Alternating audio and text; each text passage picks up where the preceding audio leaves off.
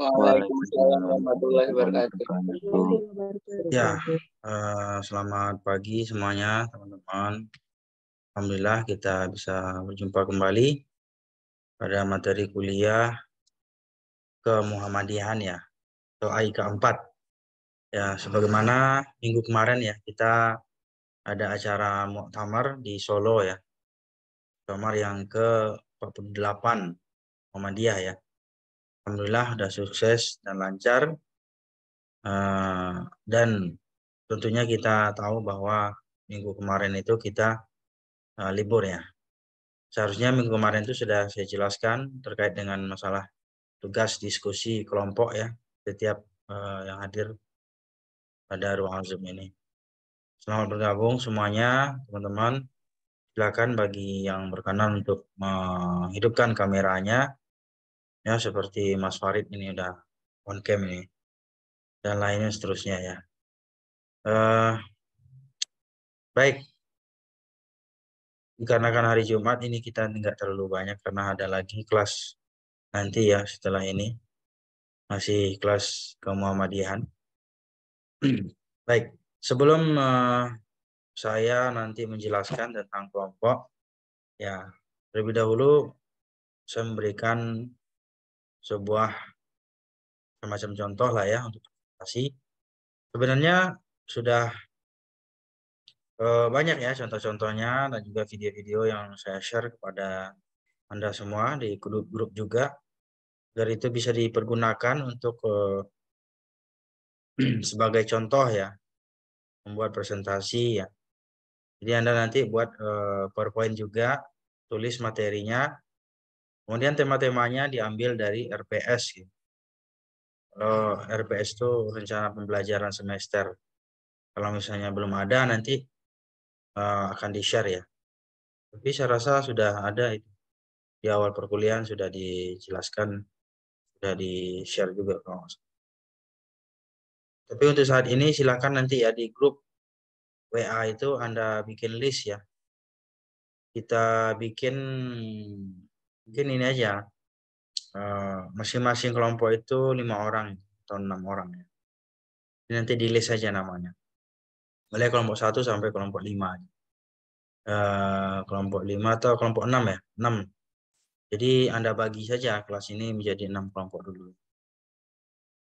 Oke ya, bisa difahami ya. Nah, baik. Untuk mempersingkat waktu, saya akan share screen pada Anda semua dan mohon untuk disimak materinya karena ini sangat penting sekali ya, kaitan dengan masalah pedoman hidup warga Muhammadiyah. Atau bisa juga dikatakan yaitu PHIWM. PHIWM itu pedoman hidup Islami warga Muhammadiyah. Ini teman-teman tentu paham ya, bagaimana sebagai muslim kita harus memiliki pedoman hidup. Sebagai warga Muhammadiyah juga kita harus yakin dan percaya bahwa kita sudah benar-benar mengikuti ya, pedoman kita itu berlandaskan kepada Al-Quran dan Sunnah. Kita harus yakin dan percaya bahwa di dalam setiap perjalanan kehidupan manusia itu tidak akan bisa berjalan baik dan mulus gitu ya, tanpa memiliki pedoman gitu. Mobil aja yang baru itu ada pedomannya, ada manual booknya, apalagi kalau manusia. Manusia juga harus memiliki pedoman gitu. Jadi manusia yang baik dan benar adalah manusia yang memiliki pedoman hidup. Ya, manusia memiliki landasan hidup. Landasan hidup. Nah, di sini kita akan diskusikan bagaimana pedoman hidup bermuhammadiyah. Pedoman hidup warga Muhammadiyah. Ya, teman bisa lihat di layarnya masing-masing bahwa Islam telah memberikan pedomannya. Jadi pedoman hidup warga Muhammadiyah ini juga sebenarnya kita berbicara tentang pedoman Islam ya. Pedoman Islam bagaimana mengatur kehidupan manusia itu, gitu. Sehingga manusia itu bisa berjalan dengan baik, bisa menjalani kehidupan dengan normal gitu. Kalau kita lihat itu pedoman itu kan sebuah rel ya. Kalau Anda pernah lihat kereta api atau naik kereta api itu, rel itu adalah bagian yang amat terpenting gitu ya, bagi sebuah kereta api gitu. Kalau nggak ada rel itu bisa jatuh gitu, bisa kecelakaan gitu, bisa ambrol gitu. Dan tentunya tidak akan bisa berjalan ya kereta api tanpa adanya rel. Dalam kehidupan manusia, relnya itu adalah pedoman itu. Kita memiliki pedoman Al-Quran dan Sunnah Rasulullah SAW. Maka ketika kita sudah yakin menjadi seorang Muslim, meskipun kita sudah lahir seorang Muslim ya, tapi harus yakin juga gitu. Ya, bagaimana kita menjadi seorang Muslim yang baik, ya, menjadi seorang Muslim yang taat. Jangan sampai kita seorang Muslim hanya status saja, address, agama apa Muslim, tapi sikapnya, sifatnya tidak mencerminkan menjadi seorang Muslim. Seorang Muslim yang baik adalah seorang Muslim yang memiliki landasan hidup, memiliki pedoman hidup. Dan bagaimana pedoman hidup Islam warga Muhammadiyah? Mari kita lihat penjelasan berikut. Pertama yang perlu kita cermati adalah bahwa sifat dan kriteria PHIWM. Jadi pedoman hidup Islam warga Muhammadiyah itu singkatannya adalah PHIWM. Ya, kalau teman-teman lihat rumusannya itu pada Muktamar yang ke-44 tahun 2000. Sekarang kemarin kan tahun 2022 ya. Muktamarnya 48 ya. Jadi ada beberapa tahun gitu ya jaraknya. Sudah beberapa tahun yang silam lah gitu ya. Kenapa ini penting? Karena memang sangat prinsipil ya. Karena mengandung pokok-pokok yang berasaskan kepada norma-norma. Ada norma-norma. Makanya PHIWM ini menjadi sangat penting. Karena dia mengandung substansi di dalam bermuhammadiyah. Ya, seorang belum sempurna dalam bermuhammadiyah kalau dia belum memiliki pedoman hidup. Ya, kita lihat apa saja nanti di dalamnya. Tentu ada masalah akidah, masalah ibadah, masalah muamalah ya yang dibahas di dalamnya itu. Dan ini menjadi sesuatu yang sangat penting bagi kita sebagai warga Muhammadiyah atau sebagai mahasiswa. Yang berikutnya adalah bersifat pengkayaan khazanah ilmuwan dan keluhuran dan kemuliaan rohani. Bersifat pengkayaan khazanah.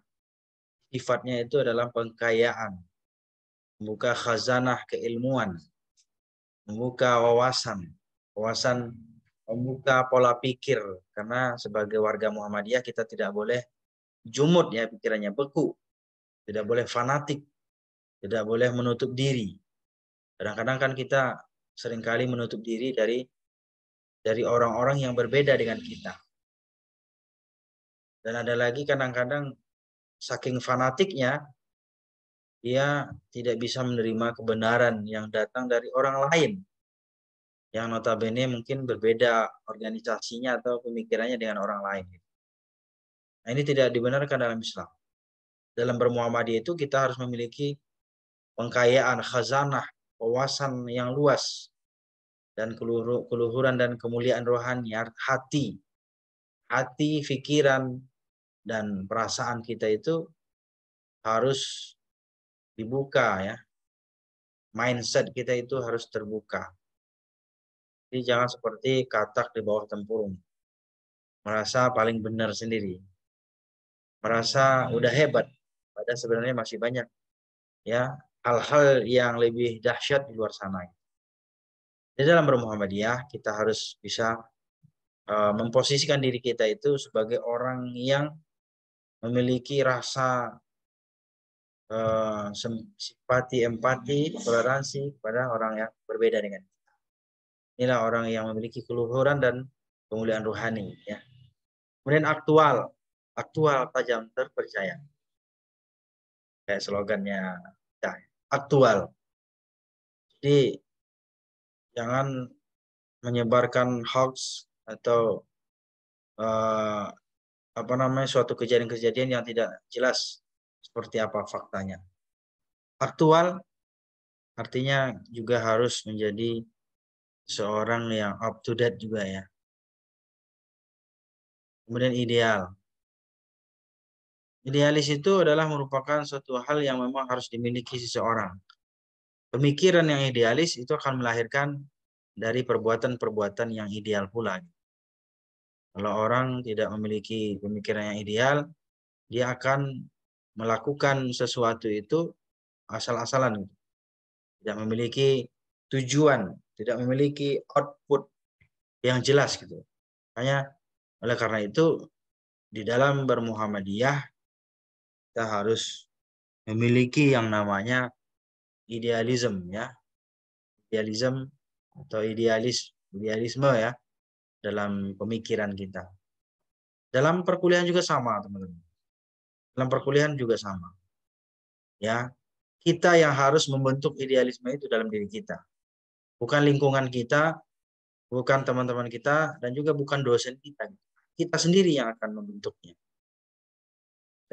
Sehebat apapun lingkungan teman-teman atau dosen yang memiliki ideal yang tinggi, kalau Anda sendiri tidak mau untuk mewujudkannya, ya juga tidak akan terlaksana gitu. Maka semuanya itu berawal muncul dari diri kita gitu. Rabbani ini kan Rabba, artinya Rabbun. Jadi nilai-nilai ketuhanan ya. Sifatnya adalah Rabbani. Nilai-nilai ilahi, nilai-nilai Tuhan. Nilai-nilai yang diajarkan Allah SWT itu kepada manusia melalui Nabi Jibril, perantara Nabi Jibril kepada Nabi Muhammad SAW, itu adalah ajaran Rabbaniyun ya. Rabbani ya. Ya, mengajarkan nilai-nilai tentang ketuhanan. Mengajarkan manusia bagaimana mengenal Tuhan lebih dekat. Bagaimana mengenal Allah lebih dekat. Bagaimana kita mendekatkan diri kepada Allah. Bagaimana ya menghambakan diri kepada Allah. Ini menjadi hal yang sangat penting dalam sifat PHIWM ini. Keteladanan. Rasulullah adalah sebagai nabi teladan. Laqad kana lakum fi Rasulillahi uswatun hasanah. Jadi keteladanan ini bukan hanya sekedar omongan, teman-teman. Kita kan banyak ya hebat ngomongnya, tapi prakteknya nol kan gitu ya. Siapa saja bisa ceramah, siapa saja bisa nasihatin orang, tapi ketika dia kena musibah, dia nggak bisa nasihatin dirinya sendiri. Atau gagal dirinya gitu ya. Oh, sabar ya mas, mungkin belum rezekinya. Kita mungkin bisa nasihatin orang, tapi ketika itu terjadi pada diri kita, sesuatu itu menjadi berat bagi diri. Ya, jangan katakan masalahku besar, tapi katakanlah Allah yang maha besar. Jadi, keteladanan yang diajarkan oleh Nabi itu adalah mengajarkan bagaimana ya setiap rangkaian kehidupan kita ini itu harus dilandasi dengan nilai-nilai ketuhanan gitu. Itu baru menjadi sifat dalam diri kita. Teladan Nabi itu harus menjadi sifat juga. Ya, bagaimana Nabi ya itu bisa jadi contoh dalam keluarga, dalam masyarakat, bahkan juga dari ya contoh sebagai pemimpin negara, sebuah komoditas, sebuah negara atau negeri yang disebut dengan Madani atau Madinah. Nah, yang bisa menyatukan berbagai macam kalangan. baik itu yang Islam maupun non-Islam. Jadi keteladanan itu adalah contoh yang konkret. Banyak orang yang bisa ngomong tapi nggak bisa berbuat. Tapi banyak orang bisa berbuat tapi nggak perlu ngomong. Yang penting dia berbuat sesuatu yang bermanfaat. Nah, sekarang ini kita harus kolaborasikan antara perbuatan dan perkataan.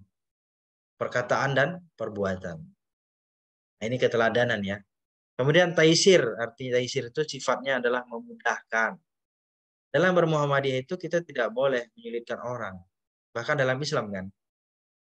Karena sesungguhnya agama itu adalah mudah.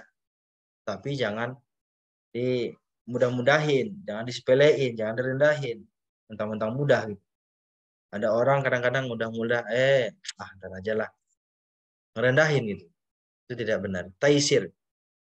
Agama Islam itu adalah agama yang memudahkan penganutnya. Agama saja memudahkan kita. Kenapa kita tidak kan gitu ya? Kita kan suka nyulit-nyulitin orang. Kalau bisa dipersulit, kenapa tidak kan gitu ya? Harusnya kan ketika sesuatu itu bisa dipermudah, justru dicari lagi jalan yang paling mudah gitu. Jangan cari jalan yang sulit. Udah mudah dicari jalan yang sulit. Ya. Jadi inilah tabiat kita ini kadang-kadang suka tidak seimbang gitu. Kita mengaku sebagai umat Nabi Muhammad, tapi kita suka nyulit-nyulitin orang, nyusahin orang. Dan termasuk juga mungkin menjadi seorang pemimpin gitu. Taisirul alal amr. Jadi taisir alal amr. Jadi memudahkan dalam berbagai macam perkara. Apalagi kalau ketika Anda diamanahkan dalam sebuah posisi, ya, jabatan gitu. Ingat bahwa semua yang Anda lakukan itu akan diminta pertanggungjawabannya oleh Allah Subhanahu wa taala nanti di yaumul qiyamah. Maka ketika Anda ya selama menjabat menyusahkan orang, menyusahkan rakyat, ya maka itu akan mempengaruhi gitu. Pengaruhi ya dari ya itu tadi perjalanan kehidupan Anda nanti di akhir. Maka orang-orang yang menyulitkan orang nanti akan dituntut di akhirat. Ya apalagi kita itu tidak boleh menyulitkan orang untuk melakukan kebaikan kan gitu. Ya, menghalang-halangi orang dalam melakukan kebaikan. Ini ada kasus kita lihat banyak truk-truk bis-bis ya kan logistik yang dihalang-halangi ya. Nah, ini bagi saudara-saudara kita yang di Cianjur ya. Kita turut berduka cita adanya musibah gempa bumi. Ini kan banyak juga preman-preman yang tidak memiliki akhlak, ya bertanggung jawab. Mereka menghalang-halangi para relawan-relawan untuk melakukan kebaikan. Ya memang sih orangnya kalau udah nggak beragama itu yang nggak taat itu ya begitu. Dari sifat-sifatnya, perilakunya juga akan menyusahkan orang. Tapi cobalah seseorang yang memiliki sifat ya itu tadi kan pedoman hidup gitu ya yang Islami, dia akan bisa memberikan kemudahan. Harusnya bukan dihalang-halangi tapi dikawal gitu. Inilah yang penting kita pahami, ada 7 sifat dan kriteria PHIWM gitu. Nah sekarang landasan dan sumber pedoman hidup. Tentu Al-Quran ya. Ini adalah landasan yang pertama dan utama. Al-Quran tidak diragukan lagi. Ya, Nabi sendiri juga pedomannya Al-Quran. Dan kemudian hadis Nabi itu sendiri. Al-Quran dan hadis itu adalah dua mata uang. Dua mata sisi uang. Dua sisi mata uang yang tidak bisa terpisahkan. Ya, istilahnya seperti itulah. Kayak ibaratkan gitu ya. Dua sisi mata uang yang kalau sebelahnya nggak ada itu nggak bakalan berlaku gitu. Itulah sangat pentingnya Al-Quran dan hadis ini. Al-Quran sebagai petunjuk, hadis sebagai pensyarah, menjelaskan dari petunjuk. Ya, tidak bisa kita memahami Al-Quran secara langsung gitu, tanpa harus memahami hadis, tanpa memahami hadis. Begitu pula dengan hadis-hadis juga tidak bisa kita pahami kalau kita misalnya tidak pelajari dari pemahaman-pemahaman para sahabat gitu ya, para tabi'in, dan sampai ulama-ulama yang sekarang ini. Semuanya ya memiliki peran penting dalam menjelaskan sumber-sumber pedoman hidup ini. Ya. Nah, dalam bermuhammadiyah kita ada namanya Majelis Tarjih dan Tajdid Muhammadiyah. Itu adalah berperan penting dalam menjelaskan, mensyarahkan daripada hukum-hukum yang ada itu. Kemudian ditarjih lagi, kemudian disampaikanlah kepada umat gitu. Buku tentang pedoman hidup warga Muhammadiyah. Ada bukunya PHIWM, Pedoman Hidup Islami Warga Muhammadiyah. Itu ada ya. Nanti silakan teman-teman bagi yang berminat ada di Shopee atau di toko online itu. Buku tentang pedoman hidup warga Muhammadiyah. Dia kecil, tipis kan. Tapi isinya ya luar biasa, padat. MKCHM, Matan Keyakinan dan Cita-Cita Hidup Muhammadiyah. Ini juga landasan. Ini kalau nggak salah sudah kita bahas belum UTS kemarin. Bagaimana matan keyakinan cita-cita hidup Muhammadiyah ini juga sebagai landasan. Ya. Kemudian ada lagi mukadimah anggaran dasar. Mukadimah ADM itu anggaran dasar Muhammadiyah. ADM ya. Anggaran dasar Muhammadiyah. Ini juga menjadi hal yang sangat penting sebagai landasan dan sumber pedoman hidup. Kemudian khitah, ini masih mukadimah anggaran dasar sepertinya kita belum pelajari juga. Khitah Muhammadiyah juga belum. Nanti next insya Allah ya, nanti Anda akan bahas itu. Nah, kemudian khitah Muhammadiyah ya, khitah langkah-langkah perjuangan. Itu juga sebagai landasan bermuhammadiyah. Kemudian nah ini yang saya simpulkan tadi, keputusan tarjih. Karena di Muhammadiyah itu ada namanya Majelis Tarjih dan Tajdid Muhammadiyah. Dan di dalamnya ada keputusan tarjih. Himpunan HPTM itu Himpunan Putusan Tarjih Muhammadiyah. Himpunan Putusan Tarjih Muhammadiyah. Nah, itu sebagai pedoman ya, landasan pedoman hidup gitu ya dalam kehidupan kita gitu. Bukan hanya sekedar bermuhammadiyah tapi dalam kehidupan beragama gitu, dalam kehidupan berbangsa dan bernegara. Maka di situ ada tuntunan-tuntunan yang mesti kita pahami dan kita amalkan sebagai warga Muhammadiyah atau sebagai mahasiswa Muhammad. Pentingnya PHIW, pentingnya pedoman hidup Islami ya. Namanya pedoman hidup Islam. Kalau berbicara Islam tadi lagi-lagi kan tentang Al-Quran dan Sunnah. Cara tentang Al-Quran dan Sunnah. Nah, apa pentingnya? Ya karena perlunya pedoman hidup yang bersifat panduan dan tuntunan. Makanya salah satunya adalah adanya buku himpunan putusan tarjih tadi itu teman-teman, sama dengan panduan ibadah sholat ya, panduan jenazah, panduan haji, umroh, panduan cara bersuci ya, banyak sekali. Tarjih itu sudah ada sekarang itu tarjih jilid sesi 3 ya, versi 3. Tebal banget, itu lebih kontemporer lagi. Lebih komprehensif lagi pembahasannya. Nah, oleh karena itu ya, karena ini menjadi tuntunan dan panduan, maka ini menjadi penting. Makanya sebagai warga Muhammadiyah, mahasiswa Muhammadiyah, Anda harus punya itu. Belilah buku Himpunan Putusan Tarjih Muhammadiyah itu. Ya, sebagai doman dan panduan serta tuntunan di dalam kehidupan kita. Yang berikutnya menjalankan amanat Tanwir tahun 1992. Kemarin juga ada Tanwir ya di Solo itu. Ya, sebelum pemilihan umum Muhammadiyah atau sebelum muktamar itu ada Tanwirnya. Kemudian perubahan sosial politik dalam kehidupan nasional. Nah, inilah pentingnya karena selalu politik itu sosial itu selalu berubah kan gitu ya. Lain pemimpinnya lain pula. Ya kan, arus politiknya gitu, suhu politik. Ya, ada yang keras, ada yang cemerlang, ada yang lemot, ada yang beradul juga mungkin barangkali. Jadi perubahan sosial politik ini itu sangat mempengaruhi juga ya, ada pola kehidupan kita sebagai warga Muhammadiyah kan gitu. Ya, apalagi kalau misalnya ada politik-politik ekstremisme yang dilontarkan atau rasisme ya, atau diskriminasi yang dilontarkan oleh pemimpin-pemimpin atau sebuah atau suatu pemerintahan. Nah, organisasi kita ini adalah organisasi yang bersifat agama ya, berbidang sosial dan agama. Ormas. Persyarikatan Muhammadiyah itu ormas juga. Ormas Islam, organisasi masyarakat. Ya. Oleh karena itu, ya perubahan-perubahan sosial ini itu menjadi alasan kenapa pentingnya kita memiliki pedoman hidup Islami itu sebagai warga Muhammadiyah. Nah, itu ya, Mas Farid ya. Nah, itu. Perubahan alam pikiran yang cenderung pragmatis ya, materialistis dan hedonistis dan mistis. Mistis nggak ada ya. Perang kritis.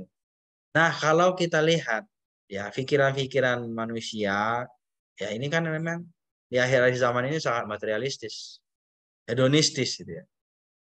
Jadi kehidupan kita ini kalau tidak ada pedoman Islamnya itu akan hancur, akan terkikis habis gitu. Budaya-budaya Islam itu akan hilang. Makanya dengan adanya pedoman hidup Islami itu kita akan bisa mengatur gitu ya. Mengatur pikiran-pikiran kita, kecenderungan-kecenderungan kita terhadap dunia yang berlebihan. Kehidupan yang materialistis, hedonistis ya. Sekarang kan ya kan hedon kata orangnya, hedon pisan gitu ya. Lah yang orang Sunda bilang gitu ya. Nah, oleh karena itu bagaimana kita bisa mengatur ya kehidupan itu ya dengan Islam tadi, panduan Islam tadi. Islam telah mengajarkan bagaimana kita tidak boleh berfoya-foya, tidak boleh berlebih-lebihan, tidak boleh ibtar, tabzir, tidak boleh israf, ya, tidak boleh apa namanya monopoli, tidak boleh berlebih-lebihan dalam menguasai suatu barang, tidak boleh berfoya-foya, dan apalagi mubazir. Banyak sekali sebenarnya ya hal-hal yang mengakibatkan pemikiran-pemikiran manusia itu berubah. Disebabkan kan karena gaya hidup gitu ya. Kita ini kan gaya hidupnya, makanannya, pakaiannya, gaya ngomongnya gitu ya. Ini sebenarnya adalah dari pikiran-pikiran yang tadi ya, pragmatis tadi. Hidup yang materialistis dan hedonistis. Jadi semuanya menyesuaikan kan gitu ya.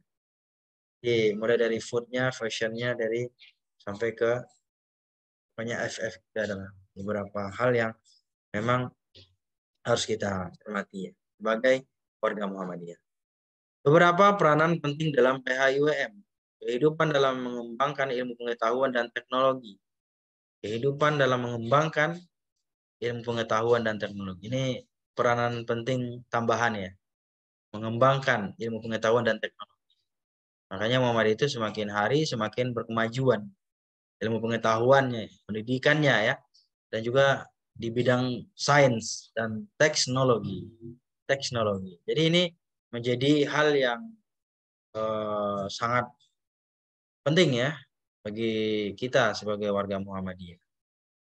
Kehidupan dalam seni dan budaya juga. Ada seni dan budayanya. Muhammadiyah tidak menafikan ada seni dan budaya gitu. Nah, jadi Muhammadiyah juga ikut berkesenian. Apalagi dalam muktamar kemarin. Kalau Anda lihat itu videonya. Atau langsung hadir gitu ya di Senayan. Di Senayan. Manahan, Solo ya. Itu luar biasa. Banyak sekali gitu. Antaraksi, penampilan-penampilan seni budaya yang ditayangkan, yang ditampilkan oleh Muhammadiyah. Jadi tidak menolak gitu. Tidak menolak dan juga tidak menutup kemungkinan, tidak menutup diri dari seni dan budaya. Kehidupan dalam melestarikan lingkungan.